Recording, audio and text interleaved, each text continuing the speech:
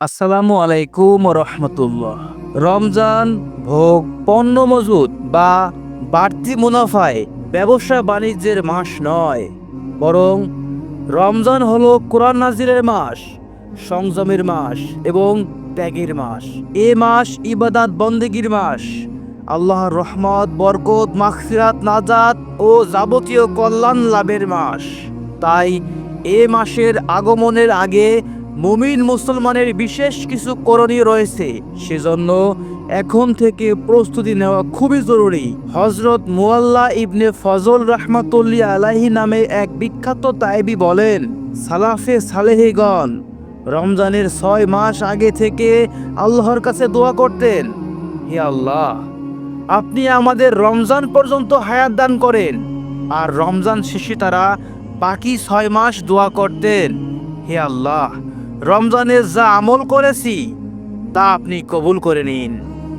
রাসূলুল্লাহ সাল্লাল্লাহু আলাইহি সাল্লাম ইরশাদ করেছেন, নিশ্চয়ই আল্লাহর কোনো বান্দা যে কোনো ভালো কাজ বা ভালো আমল যদি যথাযথভাবে উত্তম উপায়ে করে, তবে সে আমল বা ভালো কাজ আল্লাহ তাআলা পছন্দনীয় হিসেবে গ্রহণ করেন।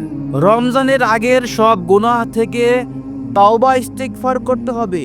কোনো অন্যায়কারী যদি ভাবে যে রমজান তো চলে এসেছে আর আমার সব গুনাহ তো এমনিতেই ক্ষমা হয়ে যাবে, বাস্তবে বিষয়টি এমন নয়।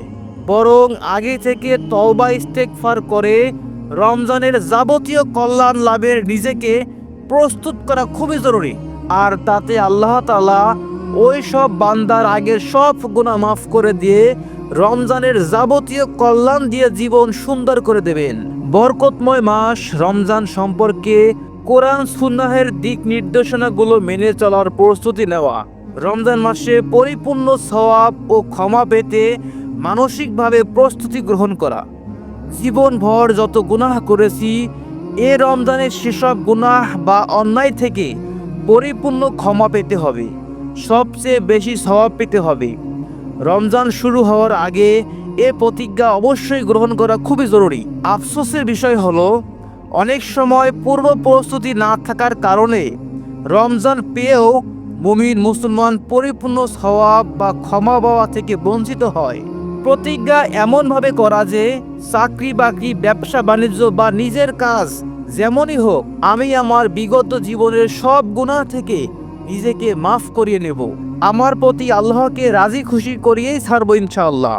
রমজানের ফরজ রোজা কাজা হয়ে থাকলে তা যথাযথভাবে আদায় করে নেওয়া, বিশেষ করে মা বোনদের ভাঙতি রোজা থাকলে সেগুলো অবশ্যই আদায় করে নেবেন। রমজানের আগের মাস শাবানে প্রিয় নবী হযরত মুহাম্মদ সাল্লাল্লাহু আলাইহি সাল্লাম বেশি বেশি নফল রোজা রাখতেন, রমজানের প্রস্তুতি গ্রহণ করতেন। আল্লাহ তাআলা রমজান মাসে অনেক মানুষকে জাহান্নামের আগুন থেকে মুক্তি দিয়ে থাকেন। তবে এ সাধারণ ক্ষমা সবার ভাগ্যে জোটে না, কেননা এ ক্ষমা পেতে হলে অবশ্যই দুটি কাজ থেকে বিরত থাকতে হবে।